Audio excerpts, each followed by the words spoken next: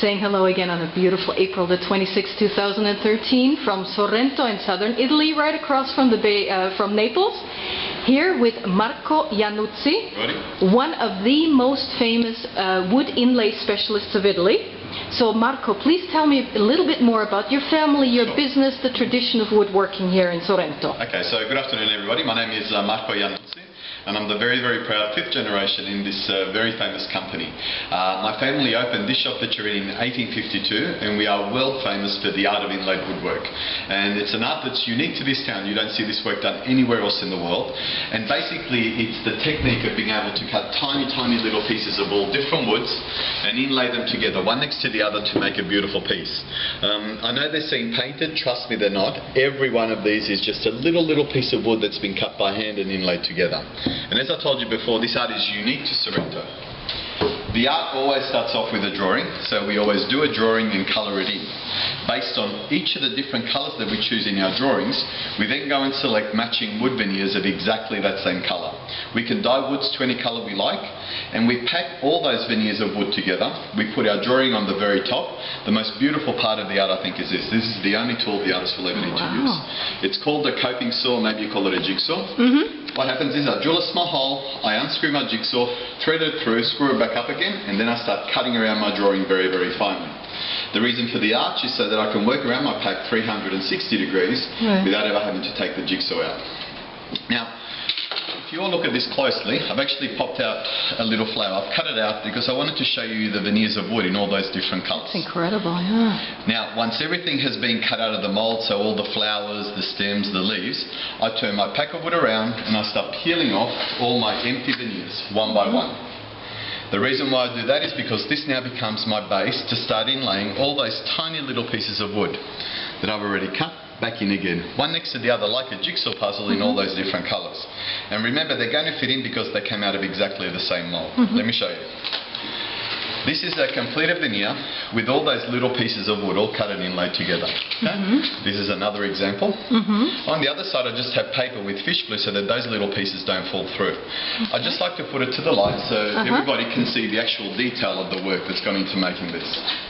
Wow. See? This is the famous art of inlaid woodwork of Sorrento. Nowhere else in the world will you see this work being done. Okay? I want to show you something a bit more complicated. Okay? The smaller the pieces of wood are, the harder the work is to do. Yes. Okay?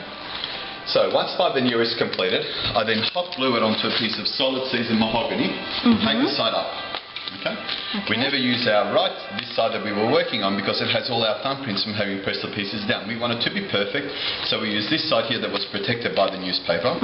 We keep it under presses for 8 weeks. After those 8 weeks are passed, we take it out of our presses and we spray between 6 to 8 coats of polyurethane on top to seal but also protect our work.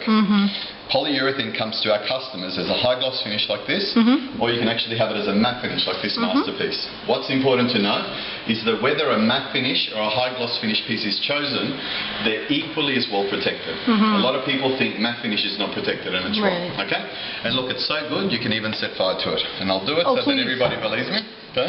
Okay. Who sets fire to a work of art? We do it? No kidding, yeah. Okay, and that's why we make lazy Susans, trays, coasters, we make trivets, we make chargers. As beautiful as our pieces are, they're made to be used. Okay?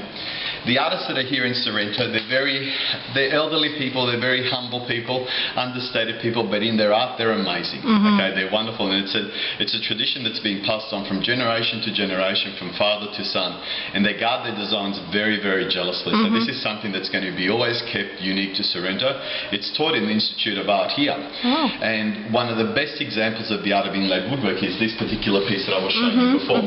This is made by the most important and most famous inlaid woodwork artist who's still alive in Sorrento today. His name is Professor Rocco. This is the best. I'll leave it here to show our people how wonderful the art can be. And it took him 1.5 years to complete this piece by himself. Okay? Unfortunately, he has macular degeneration now, so he can't do a lot more work, but as beautiful as this is probably one of the most beautiful examples of inlaid woodwork. but I want to impress your people now with a table that my family is world famous for crafting. Absolutely, And people come from all over the world to see this table. It's fun because it's got all these little secrets inside. Great. If you turn your camera around, it's just behind you. We will come back with another clip actually, but before I go, you must have a website. We do. Let's give our audience the website. Okay, it's www.gargiulo, dash in the middle, Januzzi, JANNUZZI.it. And how do you spell Gargiulo? Gargiulo. Okay, perfect. Okay. And now I'm curious about that please, table. I'd love to show you. We're proud of this piece. If you just turn around. That's great.